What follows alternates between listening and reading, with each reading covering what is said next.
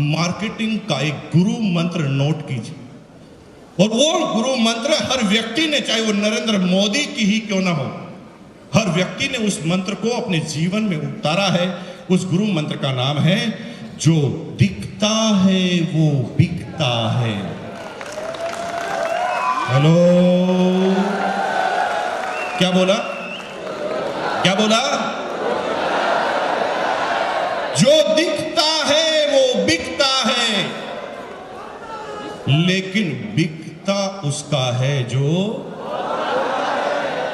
बोलता है। जो दिखता है वो बिकता है, बिकता उसका है जो बोलता है, और बार बार उसका बिकता है जो सच बोलता है। ये दुनिया की पूरी मार्केटिंग का सिद्धांत है। एक बार बेच रहे हैं, बढ़िया बढ़िया दिखा दो, और बार बार बेचना है तो सच बोलना पड़ेगा। अगर सच नहीं बोलोगे काम नहीं होगा। एक आदमी बहुत परेशान था, एक कंपनी में भर्ती हुआ, कंगे बनाने वाली कंगी कॉम। उसे 20 कंगी का टारगेट दिया गया कि एक 10 रुपए की कंगी है, 20 बेचोगे तो आपकी इतनी सैलरी हो। बेचारा पूरे दिन भर कंगी बेचता था। अब कंगी की जरूरत किसी को थी नहीं, सबके घर पर अपनी जेब में कंगी थी। टारगेट पूरा नहीं हो रहा था, तो टारगेट पूरा नहीं हुआ तो उसने एक युक्ति सोची, और वो एक टकले आदमी के पास पहुंच गया जिसके पास बाल थे ही। उस टकले आदमी के सामने जाकर बोला, भाई साहब कंगी ले लो। टकले आदमी को इतना गुस्सा आया, उससे साला कि इसका सिर फोड़ दूं मैं। वो कह, साला मुझे चिढ़ा रहा है, मेरे पास बाल ही नहीं है और तू कह रहा कंगी ले लो। वो कह, सर मैं इसीलिए तो आया हूं, थोड़ा सोचो ना कि आप टकले हैं, फिर मैं क्यों आया, यही तो समझाना चाहता हूं। सर हमारी कंगी है इतनी जबरदस्त कि आप 3 महीने तक रोज सोने से पहले इसको 5 बार रगड़ो, और रोज सोने के बाद में 5 बार रगड़ो, उठने के बाद 5 मिनट। अब बेचारा 5 बार 5 रगड़। अब ये डिसीजन कैसे होते हैं? 90% लोग इमोशन की मार्केटिंग करते हैं। अब जब आप सुबह सुबह ये रात को 2 बजे भी टीवी चैनल खोलोगे ना, तो कोई ना कोई मार्केटिंग कंपनी आपको नजर आएगी, और उसके अंदर आपको ये बताया जाएगा कि हमारे प्रोडक्ट से क्या हुआ। इमोशनल क्या होता है? बेचारा टकला एक दिन में थोड़ी हुआ है? उसने बाल को रोकने की कोई प्रयास नहीं किए होंगे, आपको लगता है 50, 100, 200 बेचारा प्रयास कर चुका है। कभी कोई कहता है इसके ऊपर गाय का गोबर लगा लो, बेचारा उसने गोबर भी लगाया। कोई कहता है इसके गोमूत्र लगा लो, उसने गोमूत्र भी लगाया। किसी ने कहा ताजा लगा लो, सुबह 4 बजे ही गाय के पीछे जाके खड़ा होकर ताजा लगा। इतने प्रयास करने के बाद उसके बाल गए हैं, लेकिन फिर भी वो आपकी बात क्यों मान लेता है? वो कहता साला इतने तो नुकसान कर लिए, इतने डॉक्टर के पास गए, तो ये तो ऐसी युक्ति बता रहा है जिसमें ज्यादा पैसा नहीं लगने वाला, केवल 20 रुपए की कंगी। वो मन ही मन सोचता है, नहीं आए तो अभी कौन से हैं, और आ गए तो। अब वो इमोशन से कहता चल कंगी दे दे। कंगी तो बिक जाती है मेरे भाई, एक बार आपने गड़बड़ बोल दी बिक जाएगी कंगी, लेकिन ऐसी कंगी बेचने वाला आदमी कभी जिंदगी में दोबारा उस टकले की गली में जा पाएगा? और गया तो उसको गंजा करके भेजा जाएगा। जो दिखता है वो बिकता है, बिकता उसका है जो बोलता है, और बार बार उसका बिकता है जो सच बोलता है। एक छोटा सा एग्जाम्पल देते हैं, आपको समझ में आ जाएगी। पूरी की पूरी बात आपको छोटे से एग्जाम्पल में समझ में आ जाएगी। आपने ट्रेन में सभी लोगों ने सफर किया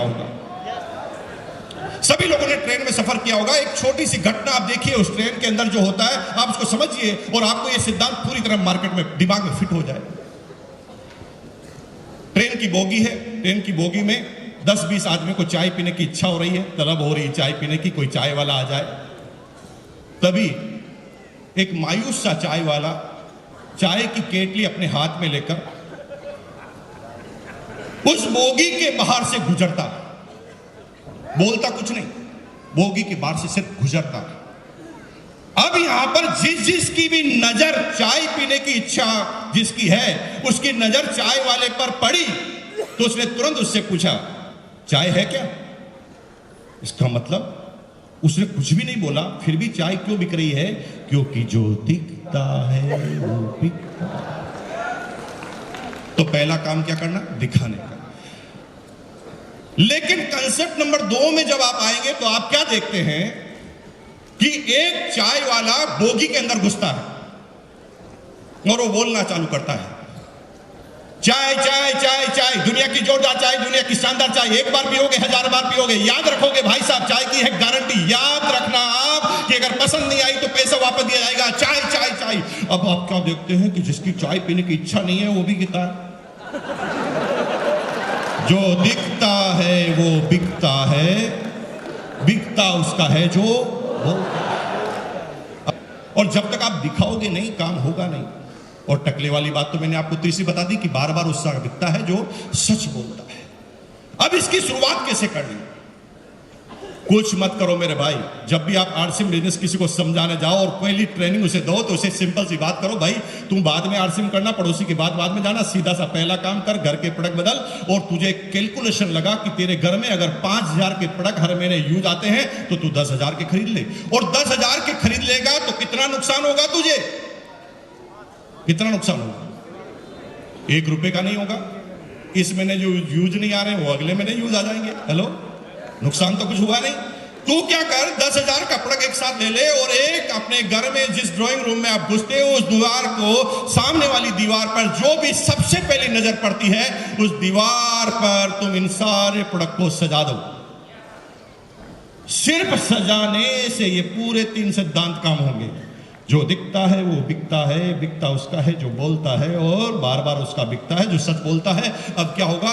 4 फायदे में बैक टू बैक बता रहा हूं आपको। फायदा नंबर 1 ये हुआ, आप अपनी डाउनलाइन, आप सभी लोग लीडर हैं। Are you leader? Are you leader? आप सब लोग लीडर हैं तो आपकी टीम है, और आपकी टीम में एक प्रॉब्लम आती है जो मैं आपको बता दूं, जो मेरे घर में आती थी पिछले 2 साल पहले, वो मैं आपको बता दूं। रात को अचानक बीवी बोलती है, 11 बजे मान लेते हैं, रात को 11 बजे अचानक बीवी बोलती है सब्जी नहीं बन सकती, हल्दी खत्म। क्या करोगे? 11 बजे कहां से लाओगे? पड़ोसी नहीं है तो कहां से लाओगे? हेलो, प्रॉब्लम ही प्रॉब्लम है। और आपको आश्चर्य का होता क्या? जब भी ऐसी अचानक कोई विविधा आती है हमारे घर में तो हम तुरंत पास में जो दुकान है उसके पास ढूंढ के जाते हैं, चाहे उससे जिंदगी में कभी भी मान नहीं लिया, लेकिन अब आपकी मजबूरी है, उसी के पास जाते हैं और उसे कहते हैं भाई साहब ये 100 रुपए लो, सबसे छोटा वाला पैकेट दे दो, क्योंकि कल तो मैं आरसीएम के पिकअप सेंटर पर जाकर नया लाऊं। अब थोड़ा सोचो कि आपकी टीम में अगर 1000 आदमी है, 1000 आदमी 1 महीने में 1 बार ऐसी गलती करते हैं, सिर्फ 1 बार, तो 1000 into 100, 1 लाख का नुकसान आप हर महीने कर रहे हैं। सिर्फ अगर आपने हर व्यक्ति को प्लान में समझा दिया होता कि माल तुझे समझाना है तो ये 24 घंटे की दुकान हो जाती है, 24 आवर्स। फायदा नंबर 2 ये है कि जब आप डिस्ट्रीब्यूटर बनते हैं तो आप अकेले बोलने वाले होते हैं, लेकिन जो ही ये प्रोडक्ट आप घर में लगाते हैं तो प्रोडक्ट के घर के सारे लोग डिस्ट्रीब्यूटरशिप का काम करने लग जाते हैं। जैसे एग्जांपल लेते हैं, आपने आरसीएम ज्वाइन किया, प्रोडक्ट सजा दिया। अब प्रोडक्ट सजा दिया और घर पर पड़ोसन आपकी बीवी से मिलने आई। उसने एक प्रश्न किया, भाभी जी यहां पर तो आपके शादी की फोटो लग रही थी, अब साबुन क्यों लगाया? अब वो पूछेगी तो सुनेगा कौन? ऑटोमेटिक ही काम हो रहा ना मेरे भाई। आपने थोड़ा अलग बताया, सामने वाले ने प्रश्न रेज कर दिया। यहां पर फोटो लगी थी, साबुन क्यों लगाया? अब आपकी बीवी को आरसीएम के बारे में ज्यादा पता नहीं, जितना पता है वो बताएगी, और वो देख लिए क्या क्या बताएगी और उससे क्या क्या इफेक्ट होता है मैं आपको बताता हूं। ये हमारे हैं ना, पता नहीं क्या क्या करते रहते हैं। इन्होंने क्या इतने सारे प्रोडक्ट लाके यहां पर रख दिए और मेरे को कहते हैं साबुन से ना, मेरे को पसंद नहीं आती बहन जी, और मैं तो लक्ष्य से ही नहाती हूं। ओरिजिनल बोल रही है, देखिए इसका इफेक्ट देखना। ओरिजिनल बोल रही है, मैं पसंद नहीं करती और मैं तो लक्ष्य से ही नहाती हूं। और मुझे कहा था कि ये डिओड्रेंट लगाओ, मैं नहीं लगाती। लेकिन भाभी जी एक दिन रात को तेल खत्म हो गया और मैंने मजबूरी से ये तेल यूज कर लिया। ये तो है, मेरा पप्पू ना पहले एक पूरी खाता था, अब 2 खाने लग गए और मेरा पेट भी ठीक रह रहा। और आपको पता है ये छोटे छोटे पिंपल हो रहे थे गायब। अब यहां पर ओरिजिनल बात आ रही है। इसका मतलब यह है कि आपके घर में एक डिस्ट्रीब्यूटर तैयार हो गया जो आपके पीछे से काम करना चालू कर दिया है। लो, अभी उसने एक प्रोडक्ट इस्तेमाल किया, वो 1 की तारीफ कर रहा है, कल वो 50 इस्तेमाल करेगा, 50 की तारीफ करेगा। जो दिखता है वो बिकता है, बिकता उसका है जो बोलता है और बार बार उसका बिकता है जो। फायदा नंबर 3 ये हुआ कि आपका बच्चा और पड़ोसी का बच्चा 7 साल का, एक राजू एक पिंटू, दोनों उछलते उछलते खेलते खेलते घर में आए और सीधा उस प्रोडक्ट वॉल के सामने जाके खड़े हो गए। और छोटे से बच्चे ने आपके छोटे से बच्चे से पूछा, ए राजू, यहां तो तेरी फोटो लग रही थी बर्थडे की, अब यहां पर साबुन क्यों लगाया? अब 7 साल का बच्चा देखो कैसे कैसे बात कर रहा है, कैसे बिजनेस बढ़ेगा। 7 साल के बच्चे को ना आरसीएम के बारे में पता है, ना सिस्टम के बारे में, ना प्रोडक्ट के बारे में, बच्चा बात कर रहा है। ये मेरे पापा की कंपनी के प्रोडक्ट हैं और मेरे पापा छोटे मोटे नहीं है, रॉयल्टी एचीवर टाई लगाते हैं हमेशा। उसे आरसीएम के बारे में पता नहीं है। लेकिन वो छोटा जो दूसरा बच्चा है ना राजू, वो क्या सोच रहा है, मैं पिछड़े की औलाद हूं, इसका बाप ही सब कुछ है और मेरा बाप कुछ नहीं। फिर वो आगे बात करता है, एक सुन,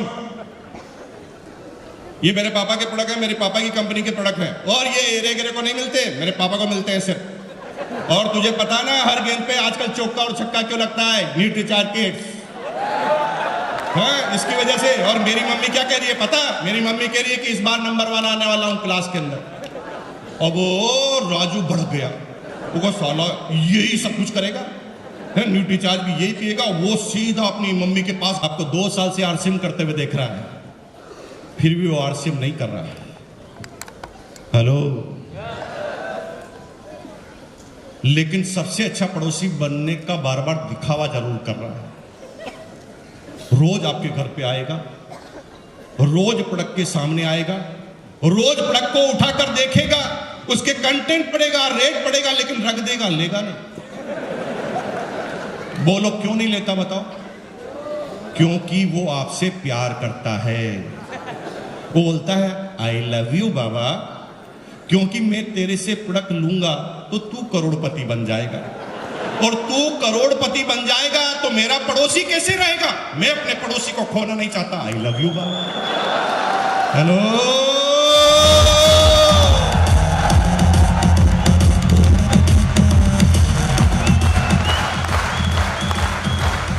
वो आपसे प्रोडक्ट नहीं लेता क्योंकि वो मन ही मन सोच रहा है कि मैं इसको पहले चेक कर लेता हूं, ये कुछ कर पाता है कि नहीं कर पाता। कोई बात नहीं, करने दीजिए चेक। आपका सिर्फ एक काम है, प्रोडक्ट रख दिए ना, अब उसको सिर्फ ये पता है कि प्रोडक्ट रहते हैं, वो करता नहीं, लेता नहीं। लेकिन एक दिन ऐसा समय आएगा कि कायनात में ऑटोमेटिक फंस जाएगा। कैसे? शर्मा जी उनका नाम है। रात को 11 बजे 5 मेहमान आ गए शर्मा जी के घर, जो आरसीएम नहीं कर रहे। मेहमान ने कहा भाभी जी चाय तो पी के जाएंगे। भाभी जी किचन में गई, चाय का ढक्कन खोला, चाय खत्म। अड़ोस पड़ोस में कोई है नहीं, पिकअप सेंटर बंद हो गए, सॉरी दुकानें सारी बंद हो गई है। उसने शर्मा जी को धीरे से अंदर बुलाया, शर्मा जी सुनो। शर्मा जी किचन में गए, चाय की पत्ती खत्म हो गई, क्या करेंगे? भागो, पीछे के गेट से भागो, कैसे मिलेगा? अब शर्मा जी बाहर आकर सोच रहे हैं कहां जाऊं, 11 बजे कहां से चाय की पत्ती लाऊं? तभी याद आता वर्मा जी, जो दिखता है वो बिकता है।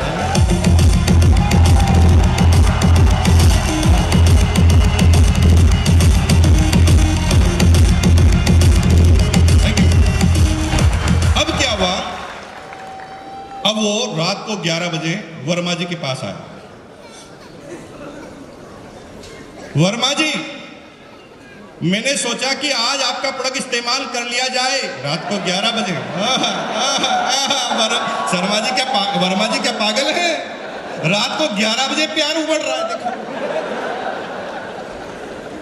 मैं सोच रहा हूं कि आज आपके प्रोडक्ट इस्तेमाल करके देख लिए जाए, और मैं सबसे पहले आपकी चाय की पत्ती को चेक करना चाहता हूं। ये समझ गया, पूरा फंस चुका है। रात को 11 बजे कोई चेक करने नहीं आता।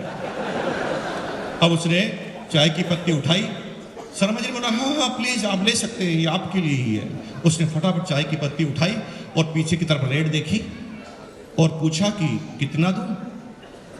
सोचा कि पड़ोसी है, कुछ तो डिस्काउंट देगा। तभी तुरंत शर्मा जी बोल गए, नहीं नहीं नहीं, ज्यादा देने की जरूरत नहीं, जो लिखा हुआ उतना, ज्यादा नहीं, जो लिखा हुआ उतना। मजबूरी में चाय की पत्ती ले ली गई। यहां पर हो गई आपकी सेल।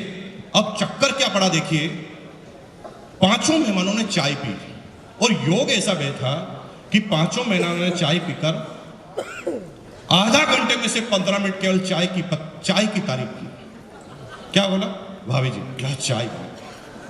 एक तो मेरी मां चाय बनाती थी, भगवान कसम मां की चाय की याद आ गई। अब मेहमान को थोड़ी पता है आरसीएम की, भाभी जी को भी पता नहीं है आरसीएम की। अब वो चाय की तारीफ कर रहा है। और भाभी जी क्या गजब की चाय बनाते हो, आपके हाथ में जादू है। भाभी जी परेशान, जादू कैसे हो गया? हाथ हो क्यों, ये चाय वैसे कैसे बनाते हो, उसने क्या गजब हो गया? तभी अचानक क्लिक हुआ, और यार वो आज चाय की पत्ती का पैकेट का कलर चेंज था। वो तुरंत किचन में दौड़ी और किचन में देखा, ये तो लाल कलर का पैकेट है, जो हमेशा आता वैसा नहीं है। उसे पता चल गया कि मेरे भाई ये जादू हाथ का नहीं है, चाय की पत्ती का है। अब रात को 11:30 बजे एक फरमान जारी हो रहा है घर में। देखिए कैसे फरमान जारी हो रहा है। भाभी जी को पता नहीं है आरसीएम क्या है, वो सिर्फ ऐसे, क्योंकि उसे पता लग गया कि चाय की वजह से हुआ। उसने रात को 11 बजे वर्मा जी को बोला, वर्मा जी सुनो, जिंदगी में पहली बार ढंग का काम किया, और सुनो आज के बाद मेरे घर में कोई दूसरी चाय की पत्ती आनी नहीं चाहिए, फेंक दूंगी नहीं तो बाहर। फंस गया। अब मजबूरी है, आरसीएम नहीं करे तो भी मजबूरी है मेरे भाई। तो मेरे साथ एक बार बोलेंगे, जो दिखता